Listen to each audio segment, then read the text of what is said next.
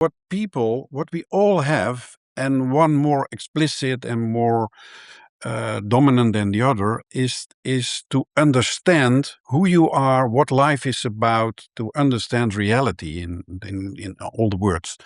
So if I want to inspire people uh, to get to know, to get close to that truth, to find pointers, I always try to rephrase things or bring questions back to a person so that they can find their own truth. And so if a person tastes wine, what he has to do is to go back to the complete experience of wine. That's what I want to do. So not the result, is it okay? It is what's happening when you taste, because when you are tasting, you are in touch with most of your senses with reality, including one of the senses we in the West all forgot, and that is our internal sense, which is called our thinking. It's pure a sense. It's something which creates impressions, just like when you touch things, hear things, when you think about things. It's all an impression in your mind, which comes into your consciousness. So what I try to do is, you should taste it, but what does it do with you? How does it feel in your mouth? What is the taste? Do you recognize things, a certain situation or an anniversary, or does it remind you to persons or maybe a certain holiday? So coming back to experience life in its fullest, and only to being, and now going back to your point of time, going into the now, because there is only now. There is no real time. There is now. You can only be in the now. You can think about history and fantasize about the future, but even that is in the now. It's only a concept, history and future. There is only now.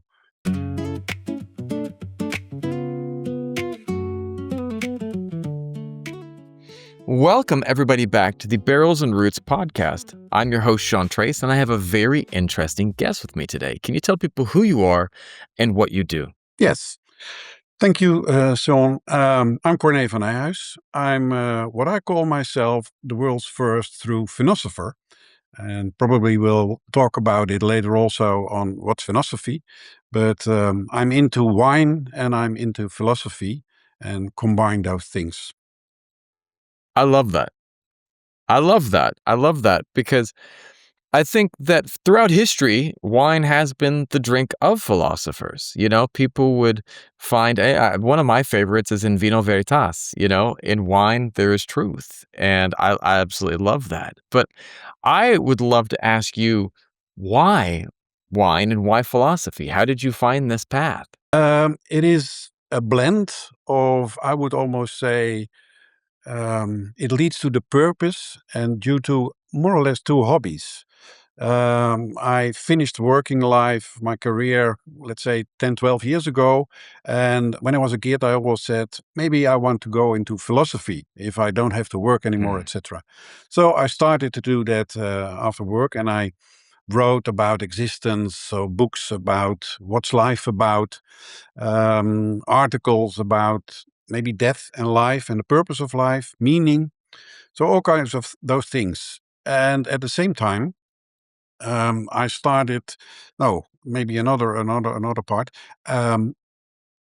When I also had the time to do certain other things, my wife suggested to do a wine course, and at the end, even the wine course became more than only a course. I did the Academy of Vinology. So after some years, I was what we call in the Dutch vinologists. So pretending to know a lot about wine.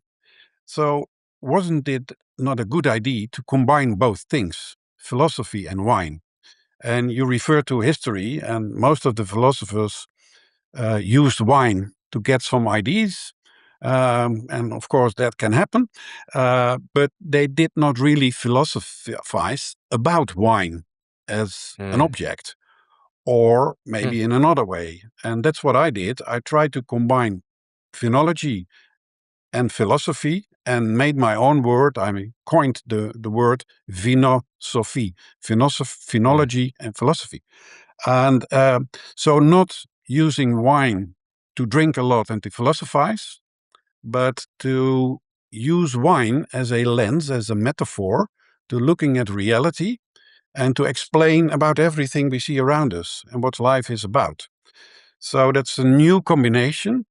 And it made it possible for me to write about the metaphysics and to drink, but also experience everything about wine and to explain a lot about it.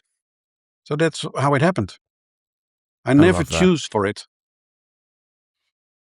It found you. It found you. The path found you. The way found you. I in university, first of all, I want to share a little bit about myself. I lived in California, and Yeah, then when I was in university, I had an amazing professor, Andrew Wheat, and Dr. Wheat started teaching us about philosophy. And I, got pretty heavily into Eastern philosophy. I led Taoism and Buddhism, and I would love sitting up late at night reading Zhuangzi and Lao Tzu and like reading all yep, about just the Tao and the flow of things. And, Chuangzi talking about, am I a butterfly dreaming I'm Chuangzi, or I'm Chuangzi dreaming I'm a butterfly dreaming I'm Chuangzi.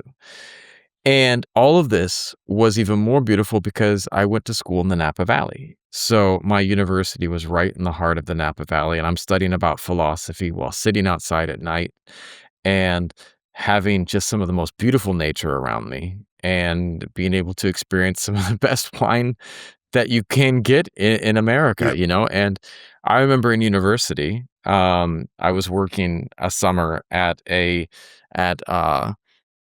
resort in the Napa Valley, Meadowood Resort, and I was working at the Pool Terrace Cafe, and one of the guests came down with a bottle of Screaming Eagle, and he opened the bottle, and then he had a glass, and then he was done. And he handed it to me and my friends, and he Okay, says, "Here, you guys can have this." I was just like, finish "Wow, it.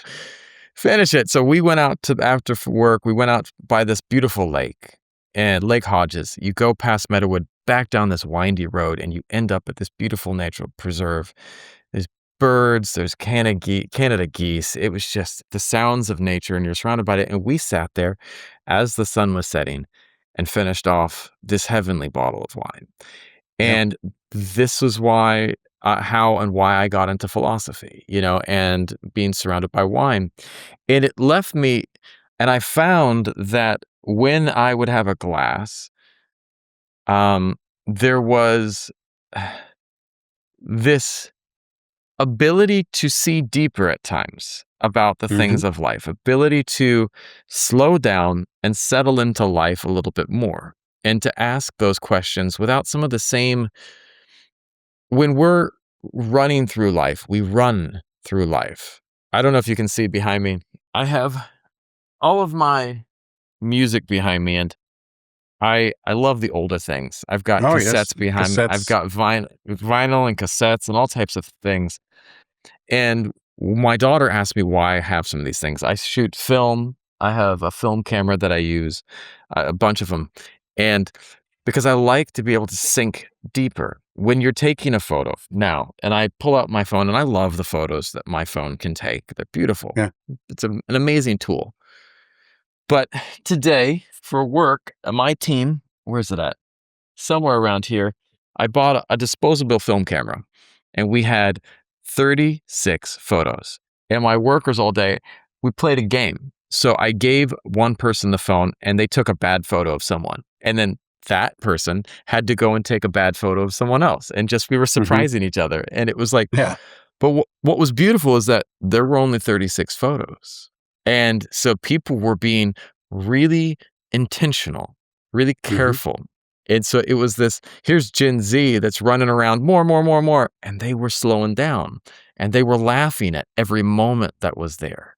And that was one of the things, because you talk about this and you start talking about philosophy and being in the moment. How do you think that wine deepens the experience of philosophy? Um, for me, if I think about wine, it can express almost everything if you see through it. And it Mm, is only when you first taste it and experience it a first time, that you see that wine can be a mirror of everything in life. Because Right. that is also the view I have in life, is that everything is, in essence, it's one, and beyond that, it's even metaphysical. So if it is about philosophy and bringing things deeper, when you come into peace with yourself and your mind isn't in the waves as it is normally, and you're thinking about and being rational, so you can come into more into the flow, like you were speaking about in your introduction also, and which makes you are more open to what's happened around you, because in the end we are not the thinker. That's my view. In the end, we are the subject, we are the witness of what is happening, and all what is coming through us is through our senses and through our mind, through our thinking. And if you go back to using wine, then at least you are going back to your senses. It brings you back to your Yeah. senses. So that Yes. makes that you are standing open for everything which is coming to you, including the things which are more deepen into yourself. So which are not on top of mind. That's the problem. The problem is our mind. It's also the solution, our mind. Because if you get out of your Yes. mind, you are more real, the person who you are. And wine can be an object which you use to come closer to who you are, but it can also be an object which you can use as a metaphor to understand reality. And the closer we come to reality and understanding reality, the more in sync we are and we Yeah. become. I love that the mind is the problem, but the mind is also the solution, because that is such a beautiful thing that um one of the things that I think is a challenge of Western thought is Mm-hmm. this idea that there is something wrong with us. And it's Mm-hmm. something that I absolutely love about Eastern philosophy is this idea of the center. You come back to this central point. And, for me, I grew up always thinking there was something wrong with me. Mm-hmm. I've got this wrong thing wrong with me. And very traditional parents, conservative parents. And yet, one of the things that I found is that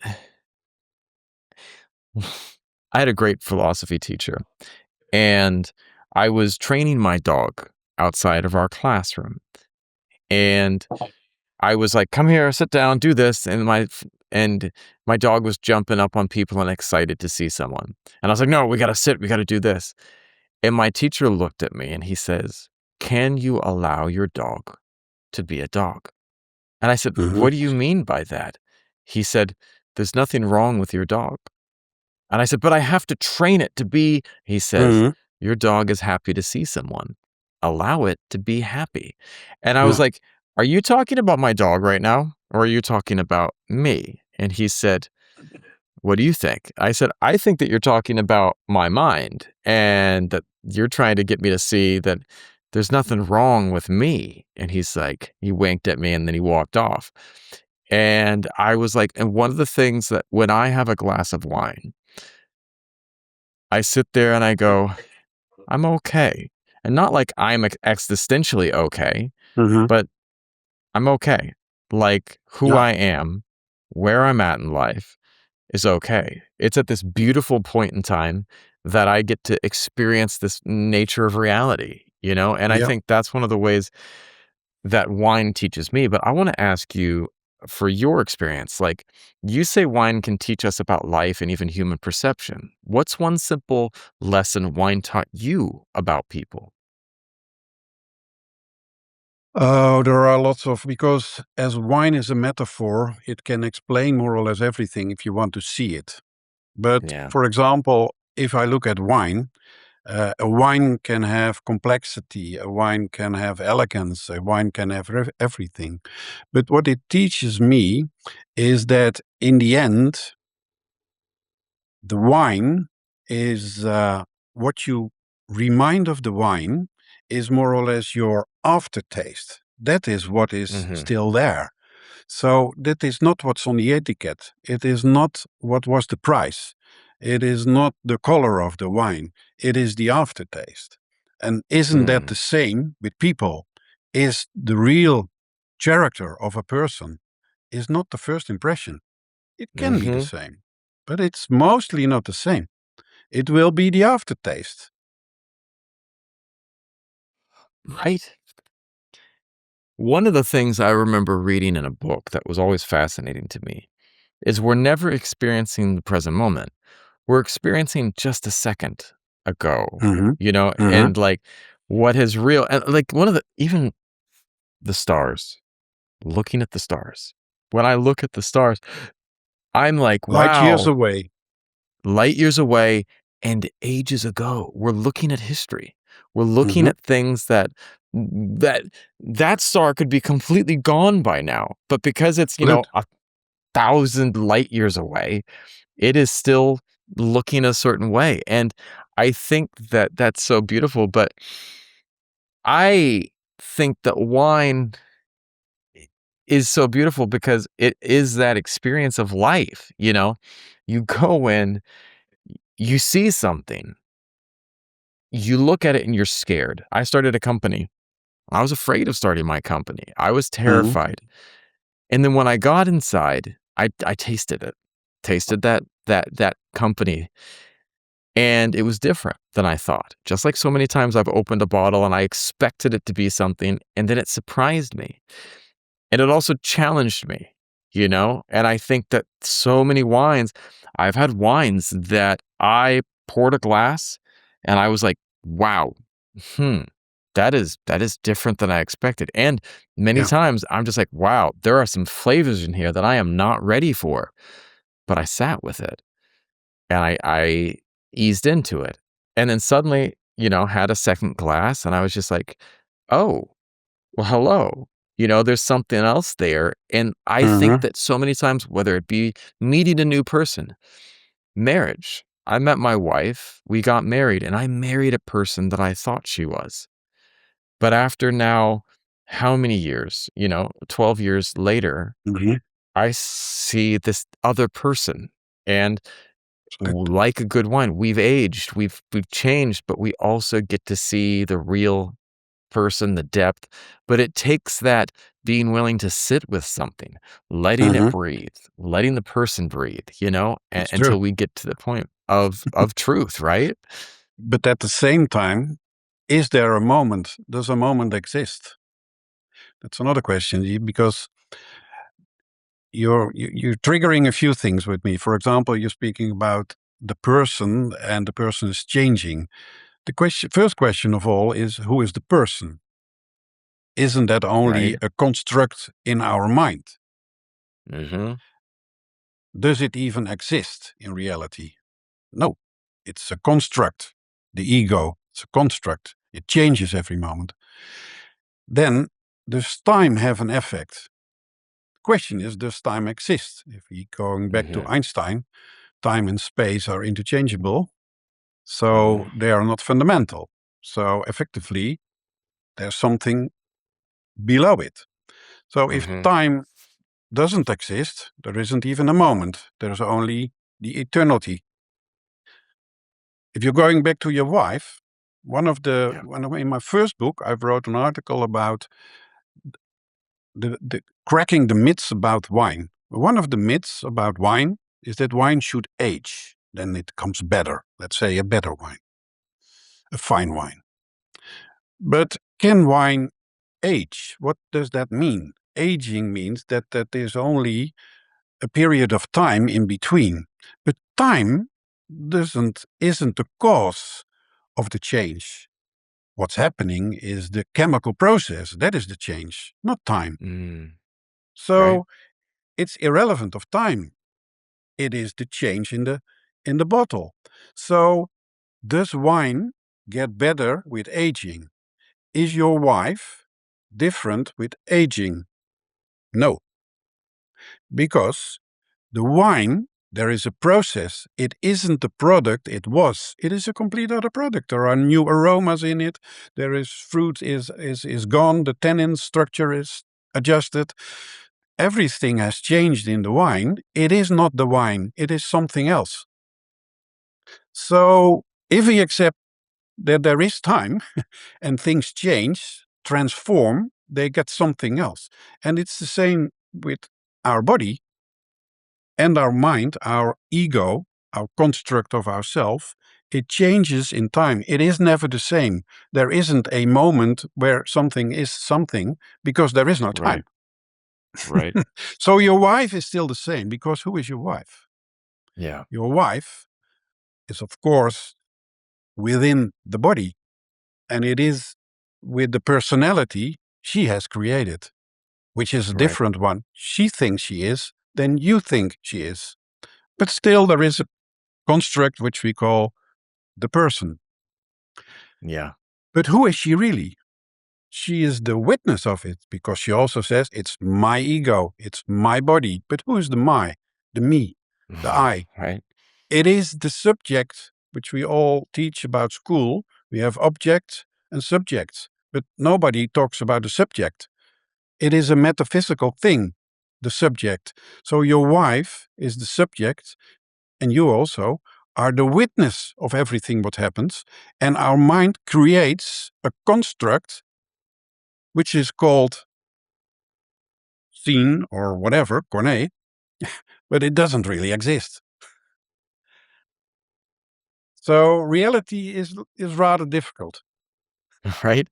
I was thinking about the other day as well, where I've lived in, there was this interesting thing where I was talking to my team, my workers, and I see them as students as well. I'm always trying to like make them a little bit of mind blown. But we were talking one day about um, me being a foreigner living in Vietnam. And it was interesting because I was talking to them about, and I said, well, I've been in Vietnam now for 13 years. I've Mm-hmm. eaten the food. I eat all of the food from here, the plants, that came from the dirt, came from the soil. And they said, well, but you're American. I said, do you know that the atoms in our body are kind of essentially replaced every 7 years? We are It's true. constantly changing, constantly changing. They're like, well, what do you mean? And I said, all right, let's talk about the ship of Theseus. And I said, let's imagine that you have a ship that is set aside and you begin replacing one piece of wood at a time. Mm-hmm. And you eventually replace all the wood. Yeah. Is it the same ship?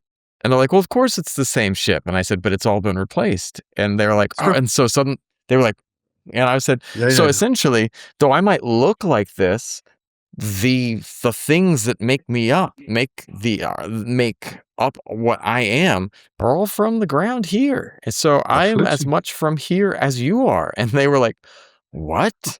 What Yeah. is this?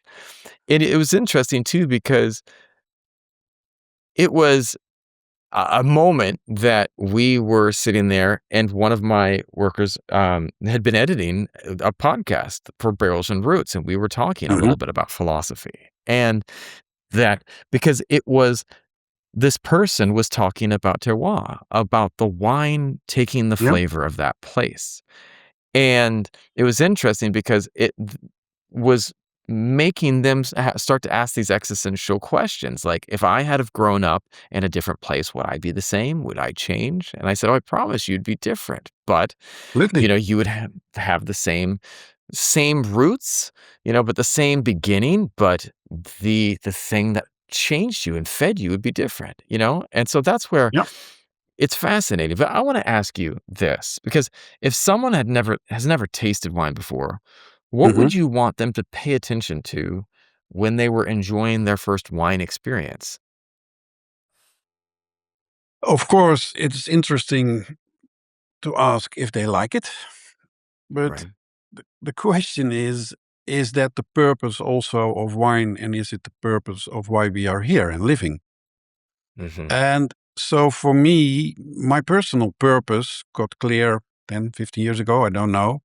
And my purpose also reflected in the work I've done till then, but also in the work I'm doing now, is to inspire people to think about truth. I love that. Yeah, now I lost your question. What would you want someone to Oh yeah, how they enjoy want about to wine? taste this. Yeah, Yes, yes. taste it. So what we all have, and one more explicit and more dominant than the other, is to understand who you are, what life is about, to understand reality in all the words. So if I want to inspire people uh, to get to know, to get close to that truth, to find pointers, I always try to rephrase things or bring questions back to a person so that they can find their own truth. And so if a person tastes wine, what he has to do is to go back to the complete experience of wine. That's what I want to do. So not the result, is it okay? It is what's happening when you taste, because when you are tasting, you are in touch with most of your senses with reality, Mm, including one of the senses we in the West all forgot, and that is our internal sense, which is called our thinking. It's pure a sense. It's something which right. creates impressions, just like when you touch things, hear things, when you think about things. It's all an impression in your mind, which comes into your consciousness. So what I try to do is you should taste it, but what does it do with you? How does it feel in your mouth? What is the taste? Do you recognize things, a certain situation or an anniversary, or does it remind you to persons or maybe a certain holiday? So coming back to experience life in its fullest and only to being, and now going back to your point of time, going into the now, because there is only now. There is no real time. There is now. You can only be in the now. You can think about history and fantasize about the future, but even that is in the now. It's only a concept, history and future. There is only now. So what I would like to do is to bring them into the now and to experience what it is and what's happening with you. And if you do that with wine, you can do it with everything. And parts of it is something like mindfulness or meditation. It's all bringing people into the now, into the full experience. And there's a reason for it. Yeah. Because what is the reason for living? What is the reason to be here? It's just like, what is the purpose of a music piece? It's not to get at the last note. It's Yeah. playing. It's playing. The purpose of a dance is not the finish. It is the dance. So there's only one word which is fundamental, and that is being. It has multiple dimensions, being. But being is what it is. It's transformation. That's what's happening. It was about the wine, which we spoke about earlier. It's about you as a person. The transformation is about the ship you were speaking about. It's pure Yeah. transformation. Yeah. And there is only what is in that moment.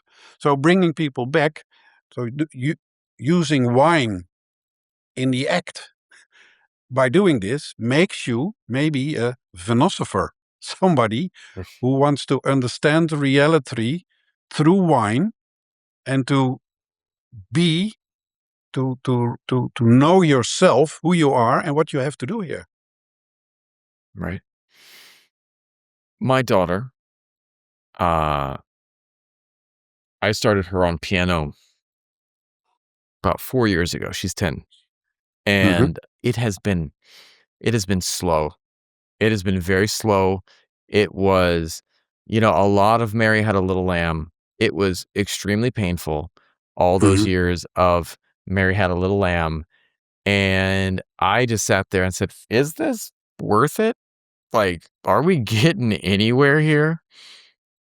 And yet I kept her going. And I said, I think this is important. I wish that my mother had have helped me stick with piano because I think it's such a Uh-huh. beautiful thing. And I just kept her going, and one teacher she didn't work so well with, so we got a second teacher. We worked with two different teachers, and she started to make some progress. And I still sat there and said, I don't know if this is going anywhere. Uh-huh. And then the other day, my wife came down with her and said, "Hey, I want to show you something." And she showed her this little thing on the piano. It just this melody. And my daughter was like, "Oh, I like that." She went to her teacher. She showed the teacher what my wife taught her and showed her. And uh, my daughter's teacher said, "Oh, well, let's learn that." And it was Bach. It was Johann Sebastian Bach, and it was just the intro to Ave Maria.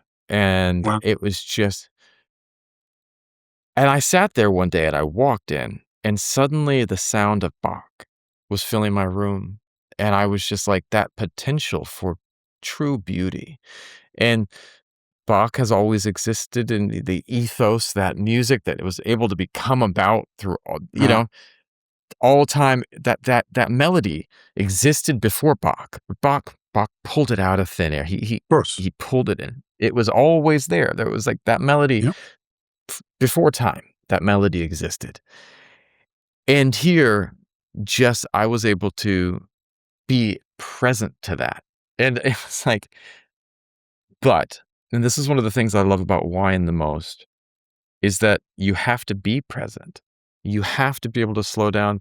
And one of the things that I absolutely love um, is that I love music when I have a glass of Mhm. wine. I love the ability to just sit there because I hear music in a way that I don't normally hear music. My daughter came in. I had a glass after I finished a podcast, and my daughter came in and she's like, "Do you mind if I play the piano?" And I said, "Please do." And I just sat there enveloped, like in the experience. And it was wild because Yeah. just this transformative thing. But like, I want to ask you another thing because you have had this interesting past. You used to work in finance before entering the wine world. It's true. How did you go from this very rigid, very structured thing to the world of wine and philosophy? What was it that Yeah. changed in you that took you that way? Yeah. The question is, did there something change in me? Did it? Right? Um, what happened when I stopped working? I was quite young, or 52, and I didn't really want to stop. It was just the end of a certain role I had for 8 years, and I thought I have to do something else in life. I don't know what, but I need to Yeah. do something else. And so it was quite abrupt, even. And but what happened was not that I changed at that moment in time. I think what happened is, with the roles I had in corporate life, it had a certain position and responsibilities, which gave also certain decorations, certain things I had to do, certain behavior I had to do. And when I stopped working, those things were not there anymore, the decorations, or they were not functional anymore. So did I change? I don't think I changed. I think I dropped off the decorations. I dropped off the learned behavior, which was natural and used to be done in a certain position, but it wasn't mine. It came with the job. Hmm. So what I did was, it revealed, when dropping off all those decorations and behavior, my true self was more there. Hmm. Right. I didn't have to decorate it anymore. I could be who I was. So I Mm. didn't change. I was who I was.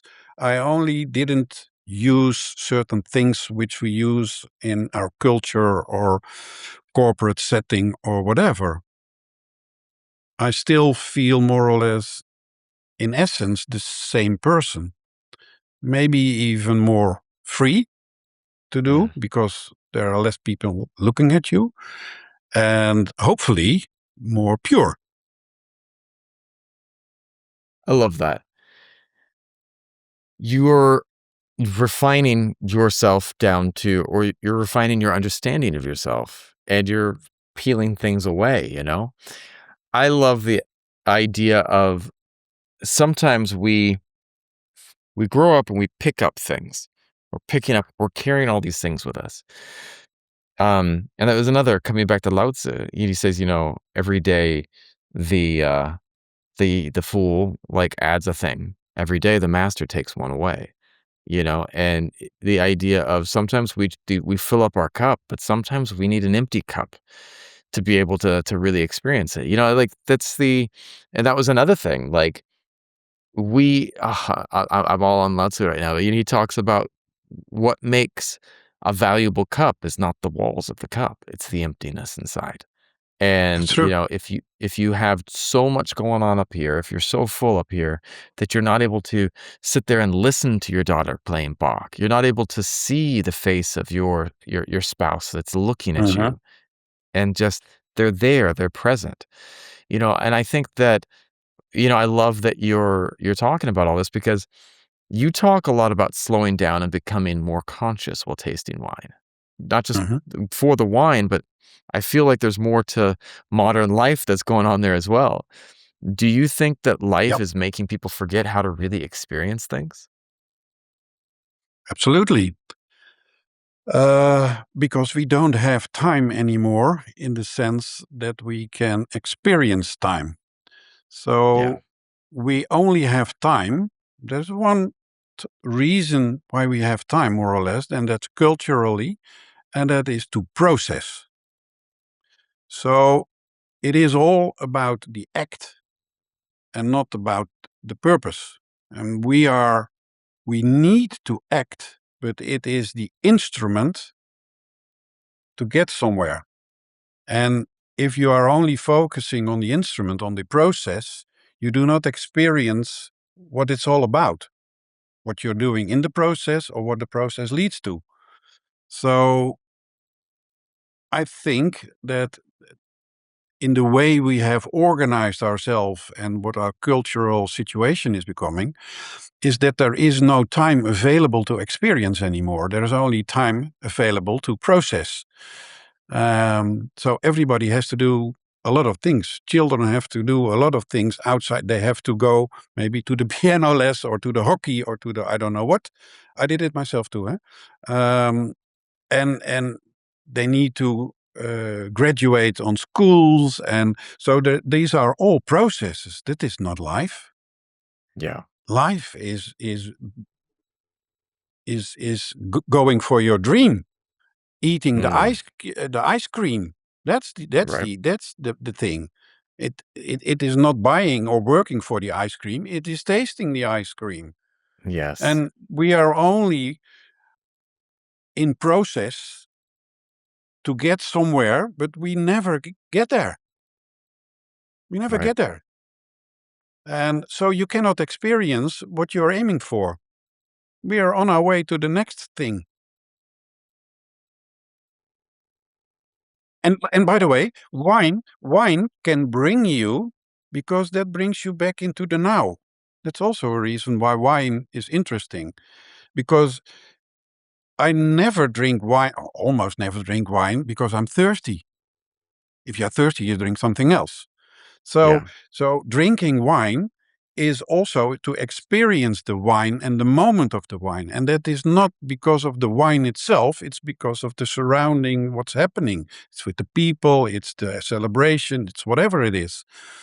So wine is one of the things which bring you into the now and into the experience. I had my daughter and my nephew that were downstairs, and both of them study piano. My nephew just started. Him and his brother both started. My daughter has been playing for a while, and we had an old electric piano downstairs. And I went in as I heard them downstairs, and I just wanted to see what was going on. And I heard some music being played, and I went downstairs to check in on everyone. When I got in the room, they were just playing around with the electric piano. They were seeing all of the noises it could make, and they Yeah. kept pressing this button and that button, and And I walked in the room and I was like, "Hey, what are you guys doing?" They're like, "We're so sorry." And I was like, "Why are you sorry?" "Oh, we're making a lot of noise and we're pressing buttons." And I said, "And that's what you should do. It's Yeah. okay. Make noises. See all of the cool, interesting noises that this piano can make. There's a lot of them." And he's like, "This one's called Area 51." And I was like, "What does Area 51 sound like?" He's like, "I don't know." And he was so excited to press the Area 51 sound. And it was just like like an 80s synth sound.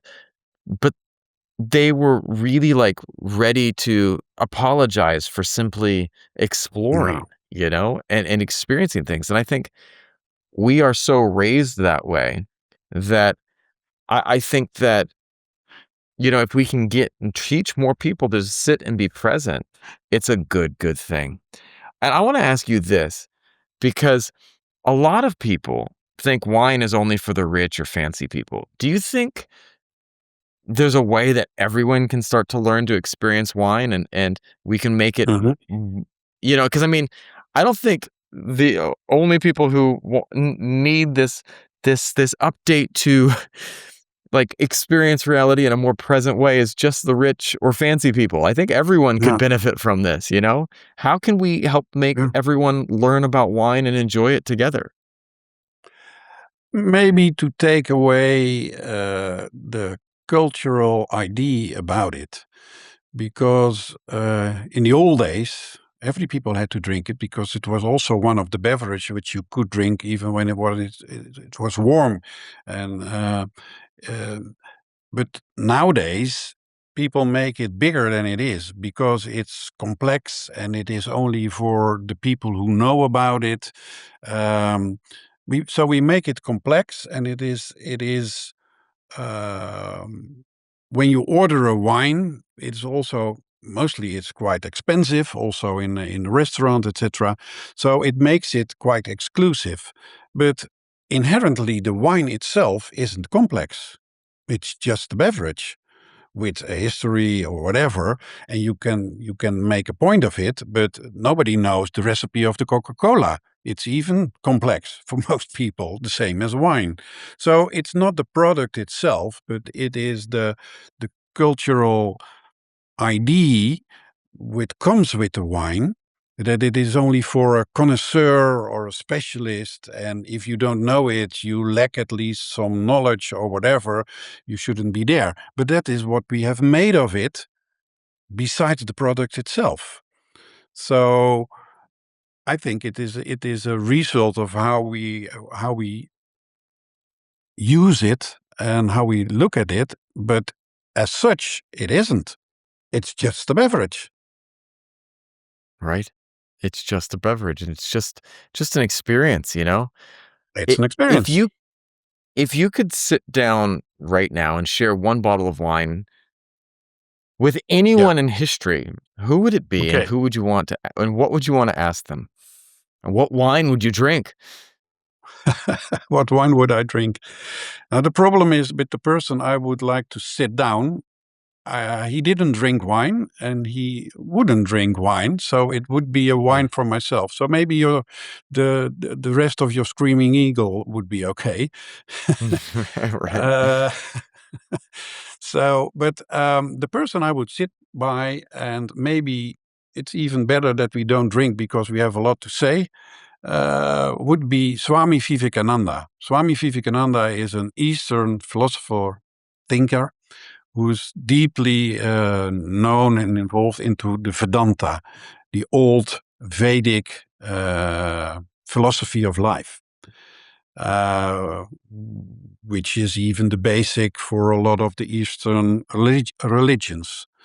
Um, and why would I sit with him and what would I ask him? Because if I look to this philosophy of life, it's what we spoke a little bit about and what we touched upon this last half an hour. It is that reality is metaphysical. It is Mhm. it is something we cannot touch, and some things are just the things we see as a manifestation of it.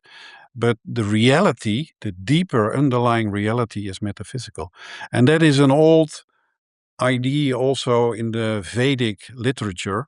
And I think I cannot come to another conclusion than that is, for me at least, my truth.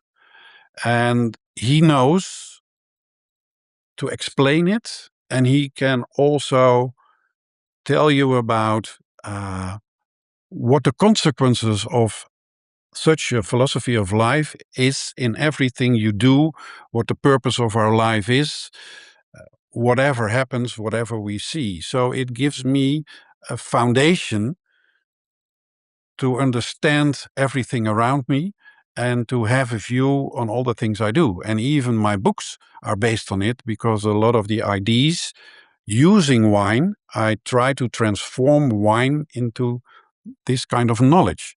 And so but what I would ask him, because I think personally that we as a spiritual being, again, I use the word being, we are not here to do nothing. And Yes. there's more than this life for me. And as I mentioned earlier, as we are the witness, we are the subject, we were, we are, and we will be the subject, because even death will not finish my subject. So my mind won't be there. The ego is vanished. My body isn't there anymore. But maybe Christians call it soul or the Atman. And if you go to the Vedic literature, there is something which is eternal, which we are part of. Mm-hmm. And I think the reason for us to be here is to get all the potential which is in us, to show that to the world, to make the universe only better. So everything we Mm-hmm. do should be in line with the cosmos. But Yes. at the same time, as we live in the cosmos, there are all kinds of attractions, and wine isn't one of the best of it, Mm-hmm. because too much wine will not bring you into alignment with the cosmos. You do rare things which are not in alignment with the cosmos. So wine can too much wine is not good, but a little white wine can make you more look at yourself. And the fundamental question I would have is, how can I live in this material world and be happy also with all the material things without disturbing the cosmos? So Mm. creating a better me, using also the things which you can enjoy about, but without uh, hitting the flow, which you are started in one of the first the first part of it. You were saying life is a flow, but we need to go with the flow. And we have to do something here. But at the same time, I like to enjoy and use all the materialistic things that are here. But how can I not be uh, captured by all those delights and go fully into that, instead of also thinking about what the real purpose is for us to do here? And that maybe is a nice bridge also to my career.